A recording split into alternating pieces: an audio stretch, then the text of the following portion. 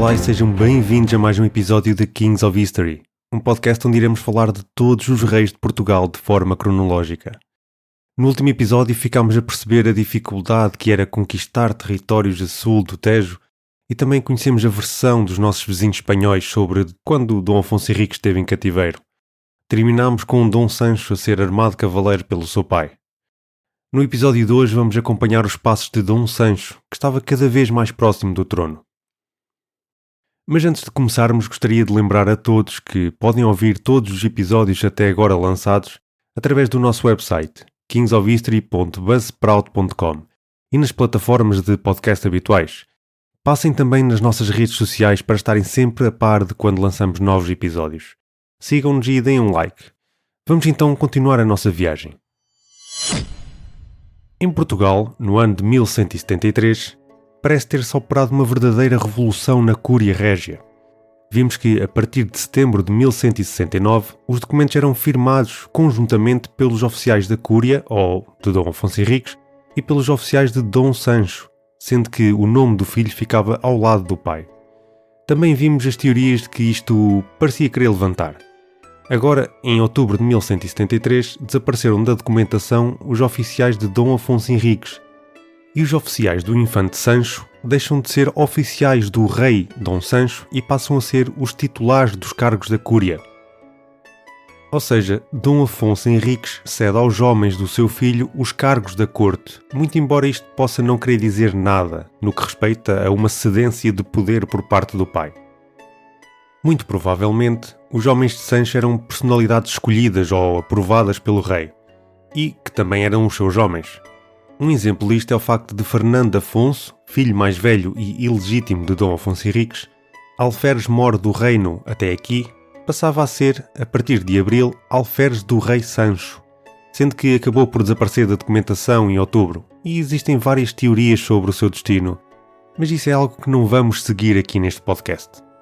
Um ponto importante que temos que referir, e que também nos foi apontado por ouvintes do nosso podcast, é a questão das capitais para este período. Este é um daqueles termos, tal como o termo rei, ao estilo hispânico, que pode fazer alguma confusão ao leitor moderno, que não está devidamente preparado para interpretar as diferenças. De facto, os historiadores dos nossos dias usam este termo sem qualquer tipo de pudor. Mas o nosso conceito de capital de um país como temos hoje em dia não existia na altura. Existiam sim casos raros, como aconteceu em França até ao século XII, em que o rei se via quase refém em Paris, e numa porção de território que, comparativamente ao país que ele supostamente governava, parecia uma ilha. Por isso ainda hoje o território em redor de Paris chama-se literalmente Île-de-France.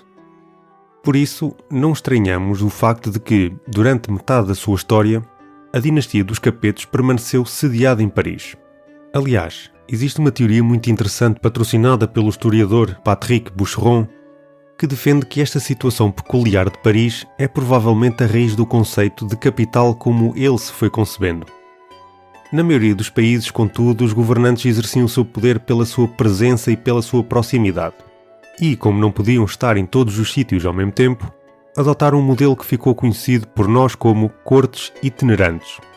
Mesmo em Portugal, bem até ao período moderno, os reis moviam-se por várias cidades, permanecendo nelas um certo número de tempo, inclusive promulgando leis ou passando sentenças ali. A partir de Dom Afonso III e Dom Dinis, a área predileta de movimentação dos nossos reis era um triângulo composto por 3 cidades: Lisboa, Santarém e Évora. O que não significa que não os fôssemos encontrar noutras paragens, mas isto não retira de forma nenhuma o estatuto de capital a Lisboa. Recordemos apenas que estamos a falar já numa época posterior à que estamos a tratar. Nem o facto de, apesar de a corte e dos oficiais mais próximos do rei se movimentarem com ele, os principais órgãos de poder, administração e justiça, terem a sua sede naquela cidade e não saírem dela. Portanto, e voltando à segunda metade do século XII, podemos afirmar com base nestes argumentos que a capital de Portugal era, sem sombra de dúvidas, Coimbra. E, a partir de 1169-1170, vamos assistir a uma sedentarização sem par do rei e de Dom Sancho I naquela cidade. Mesmo quando se movimentavam, e sabemos que o faziam, os documentos e sentenças emitidos eram datados e assinados como se fossem produzidos em Coimbra. E por falar das movimentações do rei, em setembro de 1173 vamos encontrar Dom Afonso Henriques em Lisboa, lado a lado com os seus filhos, Sancho e Teresa, a receber as relíquias de São Vicente para serem depositadas na sede daquela cidade. Este foi um momento importantíssimo para o reino, para a cidade e também para Sancho. Pela primeira vez, pelo menos que tenhamos conhecimento, vemo-lo lado a lado com o pai com o estatuto de co-reinante, num evento público e de bastante visão. Além disso, os relatos dos acontecimentos que nos chegaram pela escrita dos escrivães da sede de Lisboa atribuem a Sancho uma grande preponderância. Neste evento deu-se a transladação das relíquias de São Vicente, e sem nos alongarmos muito, o facto de terem sido resgatadas das terras infiéis e de se tratar de um santo que foi o mártir da fé, pode ser visto como mais uma forma de elevar a imagem de Dom Afonso Henriques aos olhos da Santa Sé. Há dois vencedores que podemos identificar aqui: a coroa, pelas razões que já referimos, e a sé de Lisboa, juntamente com a cidade em si. De facto, começamos a ver nos relatos uma espécie de premonição da futura grandeza da cidade na história de Portugal e do seu futuro papel enquanto capital. Parece que os relatos dos cônegos da Sé, feitos depois deste acontecimento de 1173, mas antes da mudança da capital, já no reinado de Dom Afonso III, fazem uma espécie de profecia sobre a cidade. Mas isto não espanta, mesmo aos olhos de um observador moderno. Isto porque Lisboa tem o melhor porto natural em toda a costa europeia, e a sua localização, embora ligeiramente descaída para sul, é ainda assim central em relação ao país que os primeiros reis pretendiam construir. Não nos podemos esquecer que o centro geodésico de Portugal fica perto de Abrantes e que esta cidade não fica assim tão distante de Lisboa. Podemos ainda arriscar dizer que, no final do século XII, o facto de Lisboa estar destinada a ser capital do reino era um segredo que, na verdade, não era segredo para ninguém na política interna portuguesa. Afinal, a cidade era já a sede da ainda inexistente Marinha Portuguesa, que só seria criada em 1317 por Dom Dinis, e acabou por ser a primeira no Ocidente a ser oficialmente estabelecida. Mas o que queremos dizer com marinha inexistente? Simplesmente que, à época, ainda não existia uma marinha propriamente organizada, com um corpo de oficiais ou marinheiros definidos, e que, sempre que os monarcas precisavam de expandir o seu braço armado para o mar, recorriam, por exemplo, a navios mercantes. E os comandantes, tripulação e apetrechos para a guerra naval eram reunidos, treinados e apetrechados, tendo em vista estas necessidades imediatas. Sendo que, em tempos de paz, os navios do reino estavam ancorados ou dedicavam-se a outras atividades como o comércio ou missões menores. E ainda no reinado de Dom Afonso Henriques, tivemos pelo menos 2 batalhas navais importantes entre Portugal e Almohadas, tendo ambos os lados reclamado uma vitória e sofrido uma pesada derrota. Podemos ouvir mais sobre isto no episódio 5 de Dom Afonso Henriques. Mas vamos voltar a colocar os pés em terra e vamos até ao outro lado da fronteira onde, em 1171, Dona Urraca Afonso, filha de Dom Afonso Henriques e ainda rainha de Leão, dava ao rei Fernando II um herdeiro, ao qual chamou, pois claro, Afonso. Este seria o futuro Afonso IX de Leão. Mas o seu trajeto para o trono foi mais acidentado do que parecia à partida. Isto porque em 1175, ao fim de vários anos, desde 1172, e após várias tentativas para convencer o rei leonês, foi decretada a anulação do seu casamento devido ao grau de parentesco que existia entre Fernando II e Urraca Afonso. E apesar de o casamento nunca ter sido propriamente feliz, até pelo contrário, parece que Fernando II se mostrava relutante em aceitar esta anulação. Talvez porque queria proteger os direitos do seu filho e não o ver declarado ilegítimo. Mas a sua legitimidade foi salvaguardada no processo de anulação e ele acabaria mesmo por suceder ao pai após a sua morte. E chegamos ao ano de 1175. Sancho casa com a infanta Dulce de Aragão, irmã de Afonso II de Aragão. Se bem nos recordamos nos episódios de interlúdio, parte da estratégia de Dom Afonso Henriques para manter Portugal seguro contra as agressões dos reinos de Leão e Castela era o estabelecimento de uma aliança com Aragão, o único poder cristão peninsular capaz de marcar uma presença forte no flanco contrário destes reinos. Para isso, tinha sido acordado o casamento da infanta Mafalda com o futuro Afonso II, mas isto acabou por não se concretizar devido à morte da princesa. Agora, procurava-se unir os 2 reinos por outra união. Este casamento deu rapidamente frutos, e em 1176 nasceu a infanta Teresa Sanches.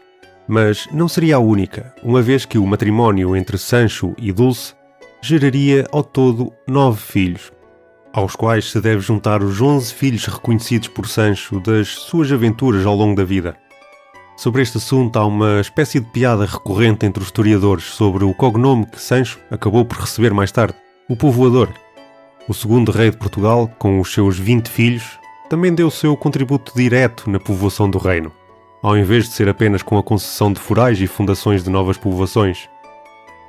A acalmia na governação do reino a partir de 1172 e as iniciativas junto à Santa Sé que recomeçaram a partir de 1173 com a chegada do cardeal Jacinto a Portugal, juntamente com o casamento de Sancho e o clima mais pacífico que se passou a viver na península de forma geral, pareciam antever que, até ao renovar das hostilidades contra os almohadas no final das tréguas em 1178, nada de muito relevante iria acontecer.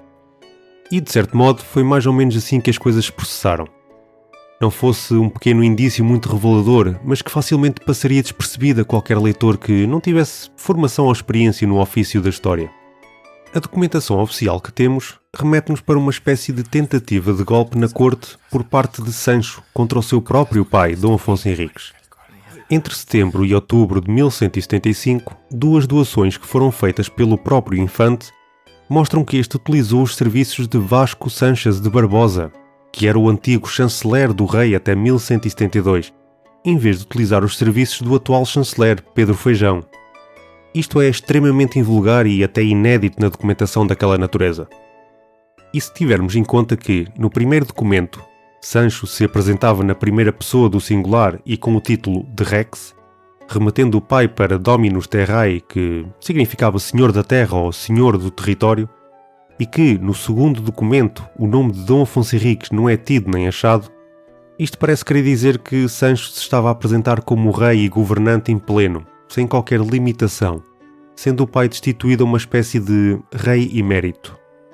Mas para podermos entender bem esta situação, vamos agora tentar recorrer a um paralelismo que espelha a situação que Sancho desejava.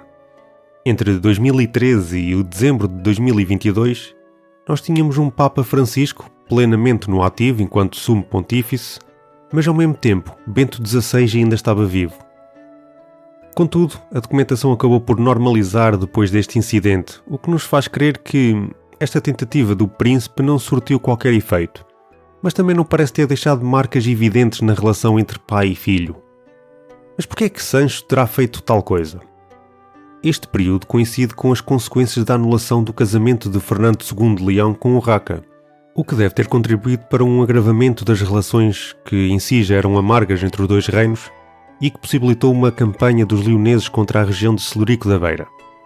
Podemos imaginar o quanto um Sancho jovem, casado e ao comando das forças do reino, mas que até agora tinha conseguido pouco mais do que algumas vitórias pontuais e falhara na segunda tentativa de conquistar Badajoz, poderia querer finalmente provar o seu valor e assumir o poder que seria seu. Chega finalmente o ano de 1178 em que as tréguas com os almohadas caem e Portugal assume plenamente o reatar das ofensivas. Sancho, um jovem sedento de provar o seu valor, encontra-se diante dos seus homens nos arredores de Triana, uma arrabalde do lado oeste do rio Guadalquivir, frente a Sevilha. Naquela altura esta cidade era já a capital almohada na península e tinha ancorada diante de si a frota almohada que servia para aterrorizar os cristãos. Esta campanha não foi totalmente inédita. Recordemos que, uns 50 anos antes, Afonso de Aragão, o batalhador, tinha descido sobre os territórios almorávidas, avançando desde o seu pequeno reino, plantado a sul dos Pirineus, até chegar perto de Granada, bem no sul da península. Mas fez isto quando os almorávidas se começaram a estilhaçar em taifas. Temos também o exemplo de Fernando II de Leão, que aproveitou um momento de ausência das tropas almohadas em 1177 para penetrar a Andaluzia e chegar perto de Guadalquivir e da própria Sevilha, sem contudo chegar a ver nem de perto nem de longe a cidade. Mas ao contrário destes dois últimos, Sancho avançou num momento em que os almohadas estavam precavidos, tendo sofrido o referido ataque de Fernando II no ano anterior. Aliás, estavam tão precavidos que, enquanto Sancho avançava, um contingente almohada fazia o percurso inverso e foi atacar Alcácer do Sal. Sancho não se limitou a entrar na província de Sevilha. este foi saquear o importante arrabal de Triana, ficando com apenas o rio entre si e a própria cidade. Este saco foi uma audácia tremenda, o que fez com que até os inimigos dos portugueses o louvassem. Por exemplo, um livro capitular de Santiago de Compostela louva enormemente o feito português, chegando mesmo a exaltar a linhagem de Sancho.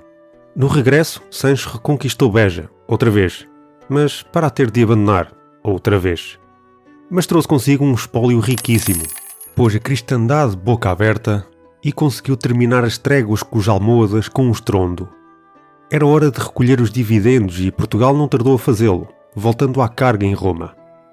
Isto porque, no ano seguinte, a 23 de maio de 1179, Portugal conseguiu aquela que é provavelmente a vitória mais importante no reinado do rei fundador: a emissão da bula Manifestis Probatum. Esta bula vinha colocar finalmente um ponto final nas aspirações de Leão, colocando Portugal em pé de igualdade com todos os reinos circundantes e com parte da família das monarquias de pleno direito na Europa. De facto, isto não acontecia ainda, muito por força da política do Reino de Leão. Entre 1173 e 1179, celebraram-se alguns tratados de paz, negociações entre reinos, tratados de amizade e repartições de terras ou esferas de influência a conquistar aos muçulmanos. Alguns destes encontros juntaram Leão, Castela e Aragão, ou tiveram pelo menos os reinos ausentes em consideração, por menção ou por presença de observadores. E Portugal, de todos estes encontros e tratados, foi convidado para nenhum.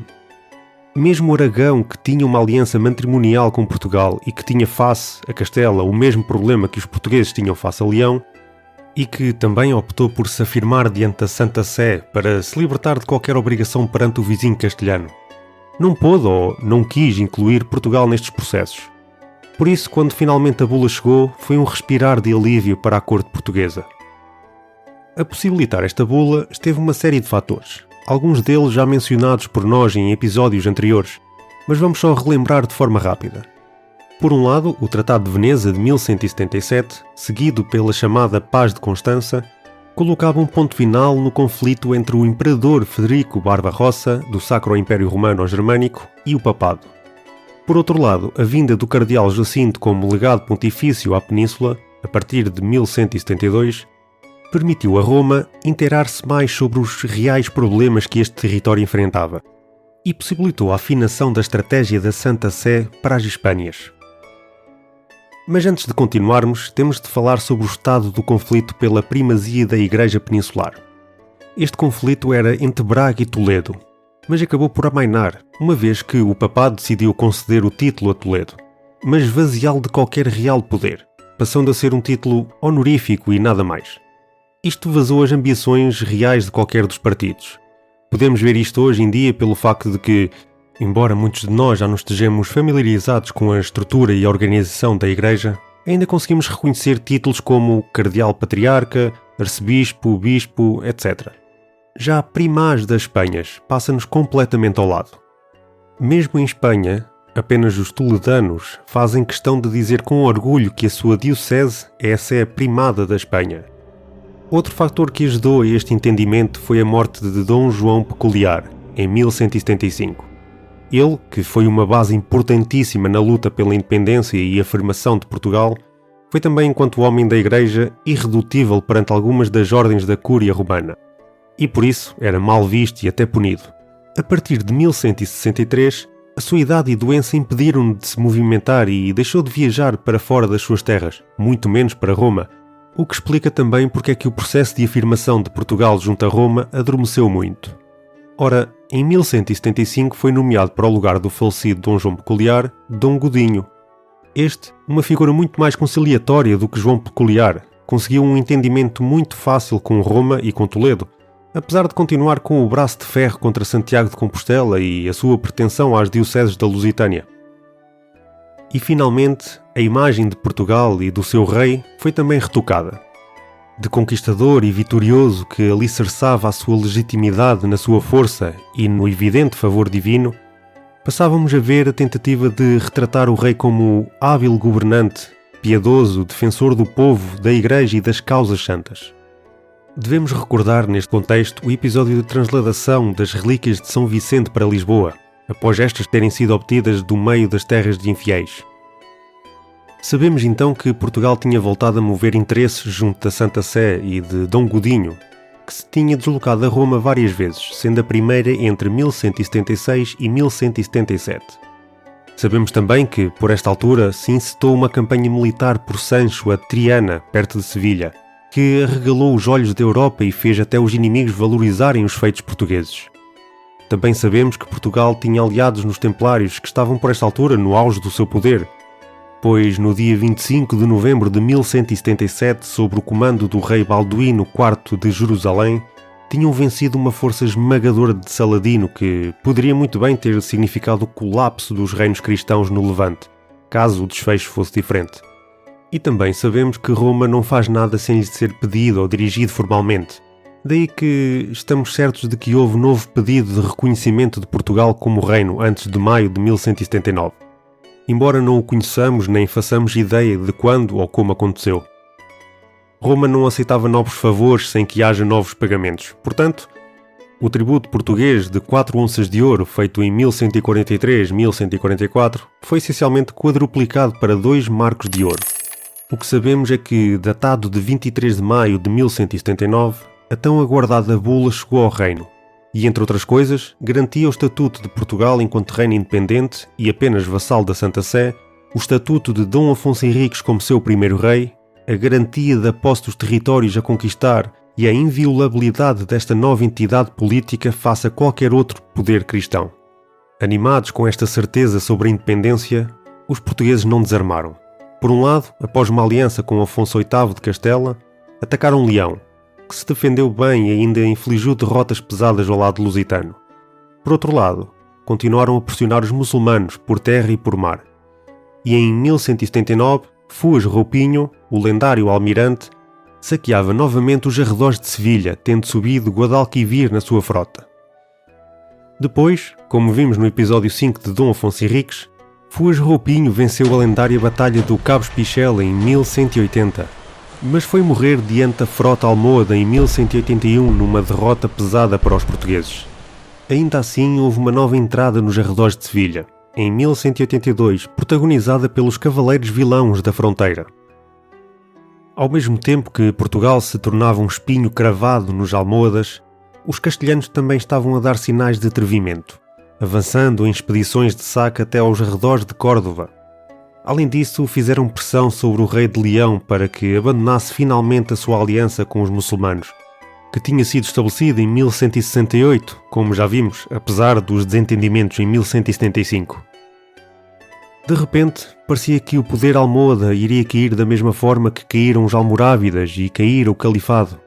Mas os problemas que retinham grande parte do poder militar do califa em África estavam prestes a ser resolvidos. E quando isto acontecesse, toda a atenção almohade se iria virar novamente para a Península Ibérica, tendo o próprio califa vindo residir em Sevilha, quando substituiu Marrakech enquanto capital do Império.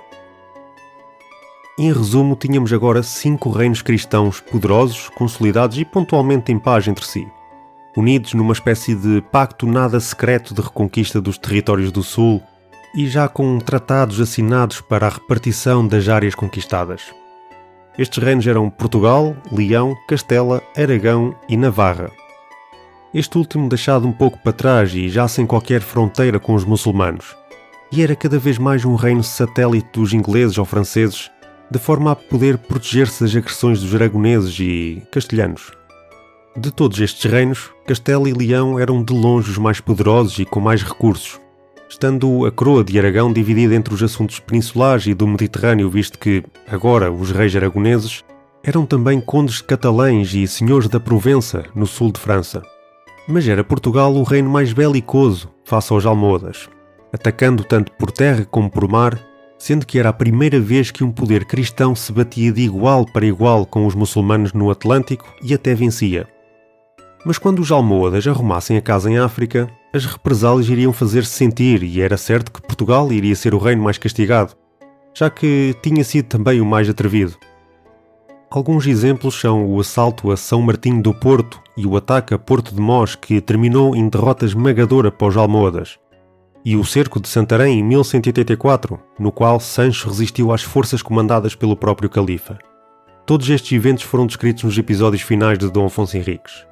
Mas estes eram só o prelúdio de o que iria acontecer em breve e que se iria manifestar já com Dom Sancho I sentado no trono. E é este o reinado que trataremos daqui em diante, depois de esclarecermos só uma última questão. Dona Teresa Afonso. Em agosto de 1183, a infanta Teresa casou-se com Filipe de Alsácia, conde de Flandres. Vemos nisto mais um exemplo da força diplomática de Portugal. Os condes de Flandres foram, durante toda a plena e baixa Idade Média, uma força económica poderosíssima na Europa Central e chegaram mesmo a bater-se de igual para igual contra os reis capetos de França, seus supostos suzeranos. O facto de termos uma princesa portuguesa, cujo papel na regência do reino ao lado do irmão ainda hoje se discute, a casar num contexto tão poderoso é significativo. Sobre o papel de Dona Teresa na regência de Portugal, devemos apontar que alguns historiadores foram defendendo que os irmãos repartiam papéis, ele na luta, ela na administração. Mas estas hipóteses parecem carecer de verdadeiras evidências. E, de qualquer forma, não faz sentido que a princesa tenha permanecido como administradora dos assuntos do reino, enquanto o irmão tinha oficiais próprios e, depois de 1173, passou a ter o monopólio dos cargos da Cúria Régia. Parece-nos mais plausível que a permanência de Dona Teresa há tanto tempo em Portugal e sem casar, e o papel preponderante que o seu nome adquiriu na documentação oficial, tenha sido fruto de uma simples decisão pragmática. Nesta altura, Dom Afonso Henriques tinha apenas 3 filhos legítimos: Sancho, Urraca e Teresa. Sancho, enquanto solteiro, deixava o reino numa posição vulnerável, sendo ainda para mais o comandante dos exércitos portugueses e comandava na frente. Caso alguma coisa lhe acontecesse e ainda não tivesse herdeiros, apenas Teresa era a opção para suceder ao pai. Urraca não devia fazê-lo, uma vez que tinha um filho do seu casamento agora anulado com Fernando II de Leão, e este filho fora legitimado para suceder ao pai no trono. E isto significava que se o reino português fosse herdado por Urraca e esta viesse a falecer, o seu filho com Fernando II herdaria este reino. O facto de Teresa ter casado apenas em 1183, já com 31-32 anos, pode explicar-se por esta cautela, pois a possível sucessora de Portugal, caso o irmão morresse, não podia de forma nenhuma casar com um rei ou futuro rei de um reino rival, sob a pena de tornar Portugal numa possessão desse reino. Em 1183, Sancho já tinha 3 filhas legítimas com Dulce de Aragão, e havia a promessa de que os frutos do casamento não iam ficar por aqui. Por isso era seguro a infanta casar, e como referimos mais atrás, não só casou com o cobiçado conde de Flandres, como foi aceite como uma noiva apesar da sua idade avançada, tão avançada de facto que ela nunca viria a ter filhos, apesar de ter casado outra vez depois de enviuvar, desta feita com o Duque de Borgonha. E terminamos aqui o nosso episódio, onde ficámos a conhecer as muitas alterações na cúria do reino, o casamento de Dom Sancho I com Dona Dulce de Aragão, que viria a dar muitos frutos, e a consciência tranquila para aqueles que estavam preocupados com a necessidade de descendentes. Não percam o próximo episódio, onde vamos finalmente conhecer Dom Sancho I como rei em toda a sua plenitude. Vemo-nos lá. Um bem-aja a todos.